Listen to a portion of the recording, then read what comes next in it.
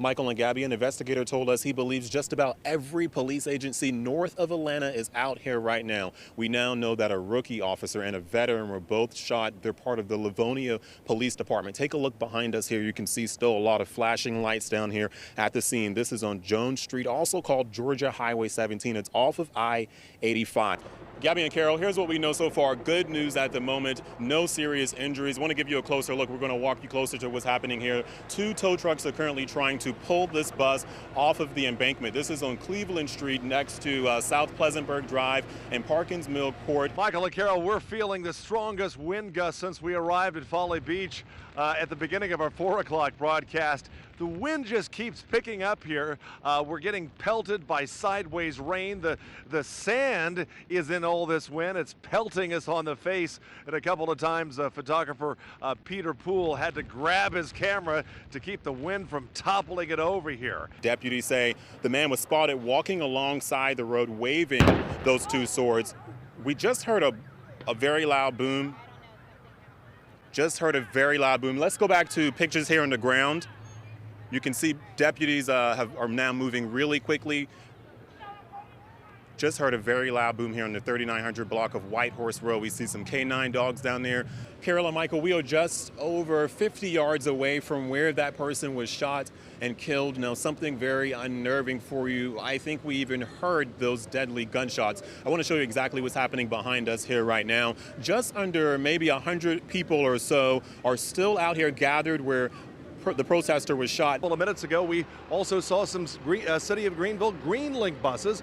They came down to bring some of the evacuees from the low country back up to the upstate. Carol, only a handful of people here at the moment, but we do know from Facebook that around 175 people have signed up to come out to tonight's rally. Boy, what an absolute mess here in North Charleston, Michael and Carol. The wind is whipping, the rain is coming in sideways, and pretty much every street here in the North Charleston area is vacant right now. Right now, the fire is out and most of the firefighters have left. However, there are still 2 fire trucks out here, and the firefighters are walking around this building. As you can see, one is walking around right now. Well, Carol and Gabby, right now people continue to express their frustration across the country and in South Carolina over that travel ban. Brunch here at the Biscuit Head restaurant in Asheville is all about the food, but employees here say the alcohol sold here is also a big part of the experience. The women's conference tournament was the last to be held in this arena 12 years ago. Well, now with the court going down, it'll be the first to return to the well. Chimney Rock Village is usually packed this time of year, but this place has been a ghost town over the past few days. Take a look out there. The smoke you see back there is because of a wildfire burning not far from these businesses. Let's go. Whee. Like most 9-year-olds, Keller Nash is at home on the playground. A little banged up.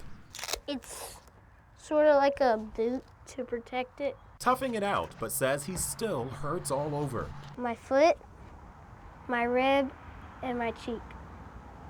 And above his cheek, that black eye, an unwanted reminder of a scary moment. Oh my God, this beach is oh crap! That's an inflatable slide stuck in the power lines at the Springwell Church Festival over the weekend. Keller and 4 other kids were inside a bounce house that was also blown away. And it tilted up, and I didn't think I could get out in time. So I held onto the rope and it flew up in the air, and I hit and I blacked out, and I woke up and I heard sirens. Deputies say they saw a funnel-like dust cloud sweep through the area. Look closely at this video. People are standing under those power lines, which ended up snapping moments later. A local fire official says a safeguard put in by Duke Energy caused the electricity flowing through these power lines to automatically shut off when that inflatable was blown into the lines. I think it saved their lives. Keller's parents weren't there, but they were reunited in the ER with their bloody and bruised 3rd grader. They started crying, and I started crying too. The Springwell pastors were there at the ER, and they prayed with us, and they prayed especially for Keller. Looking back at it all, the family is thankful for those prayers. God was holding me in his hands during the whole thing. Corey Davis, WYFF News 4 in Greenville County. Hail the size of baseballs in some areas. Yeah, I was in a bad spot. I mean, I definitely was. Michael Daniels, a baseball coach at Riverside High School, says he nearly struck out while trying to avoid the storm before a game. But it was so loud. It was just crazy how loud it was. Up close, his pickup truck is dented all over. $5,000 worth of damage. The side, roof, and hood. You can definitely see this is where it started hitting a whole bunch when I first started coming out of the parking lot. Daniels and more than 3,000 State Farm customers filed claims. The company set up a mobile drive-in in the parking lot of the Home Depot on Wade Hampton Boulevard. Allstate Insurance did the same thing. All you do is report a claim online or call in and set up an appointment. We'll be here as long as it takes to service all our policyholders. Inspectors will look over your entire vehicle. That takes about an hour. Then they'll write a check right there to cover the damage. And it was scary. Yeah, I was at home, and it was like super loud. Daniels' wife, Sherry, was hoping for better news after her inspection. I just learned that there's extensive damage and that the vehicle is not worth them repairing. So they totaled it. So they totaled it. She gets a smaller check because repairs will be more expensive than her car is now worth. That was kind of the worst case scenario. Weather damage is covered under what's called comprehensive coverage. You never know when you might need it. Corey Davis, WYFF News 4 in Greenville County. Late afternoon on the second day of the new year at the Handy Mart in West Greenville, a regular customer bought a drink. Jane Spearman went to ring him up and something caught her eye. What are you doing? And So he came around. he came around my register. He came around the corner in between there and came in and came to the register and started pushing buttons. She's talking about 28-year-old Brian Turner. So there was a struggle in this small There was a struggle in this area. Spearman didn't see a weapon and started swinging a broom. That's how hard you hit him. Yeah, And what did he do? nothing.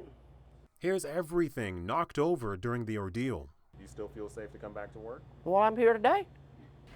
Spearman says Turner carried the register outside. She took one more swing at him with the broom. Then she says he quickly walked in this direction where two men tackled him in an alleyway. One of those men owns Upstate Event Services. They asked me to stop somebody that was stealing from them, so I did.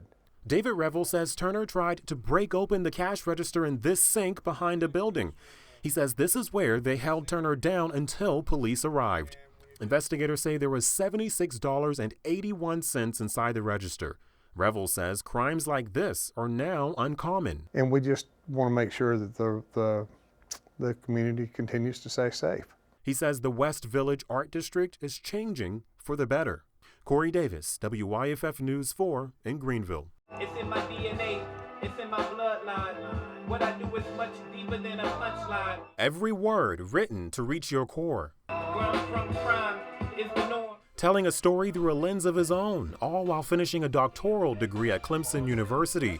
A.D. Carson is now testing the definition of what's acceptable. What I'm doing is not just a matter of rapping, but there's a strategy that goes into presenting my work in this particular way. A hip-hop album recorded in his home studio is the work he'll submit for his dissertation, a project that's usually written, not spoken. All of the music it's written beforehand. So, I think that this is not like me avoiding writing, it's actually me writing and doing more. It's taken more than 3 years. The album is called Owning My Masters, The Rhetorics of Rhymes and Revolutions. 34 songs now going viral, getting hundreds of thousands of views online. Carson, also using his voice in rallies and protests on campus, says all of that has fueled his work. I don't want it to be something that just kind of sits up on a shelf and nobody reads it. I want people to engage with it. I want people to respond to it and, hopefully be moved by it. Embracing his voice and standing behind it, recording a message with hopes of continuing to teach in a college classroom. What I saw is very dangerous.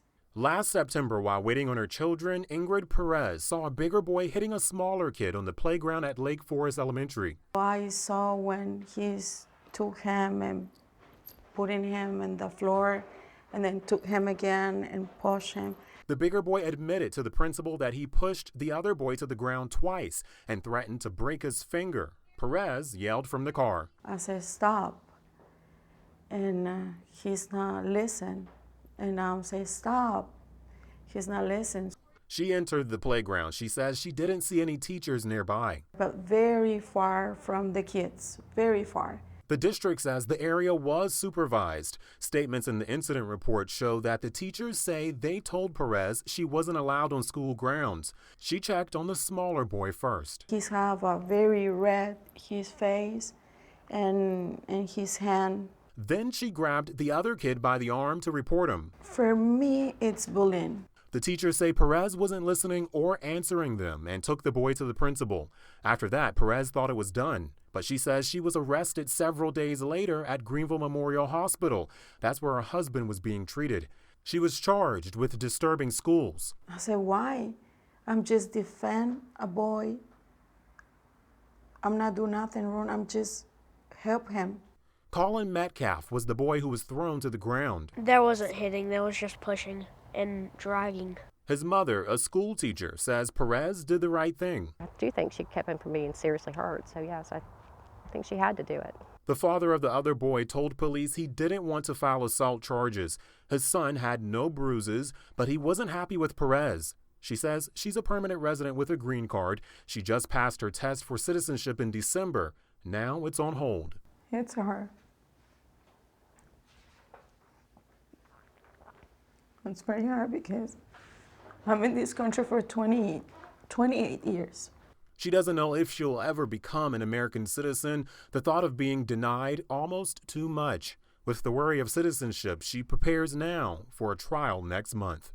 Corey Davis, WYFF News 4 in Greenville County. 1, 2, 3. This is Emily Truman back in June, days after intensive surgery. I miss playing softball. Downtrodden, but with an unshaken faith. Now, she's a miracle among us. That's amazing. You'd never know from the outside what she's been through.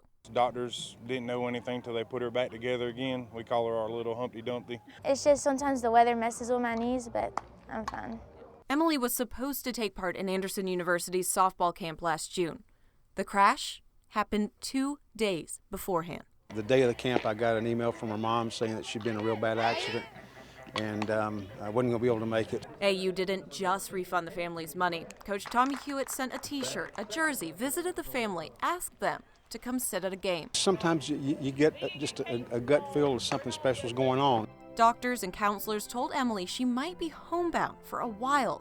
She proved them wrong. I know that I got a big life ahead of me, and that God's always got me. She told them no, she'd walk into school first day, and she did. Not just walking, running, playing volleyball, getting ready for softball season. And now,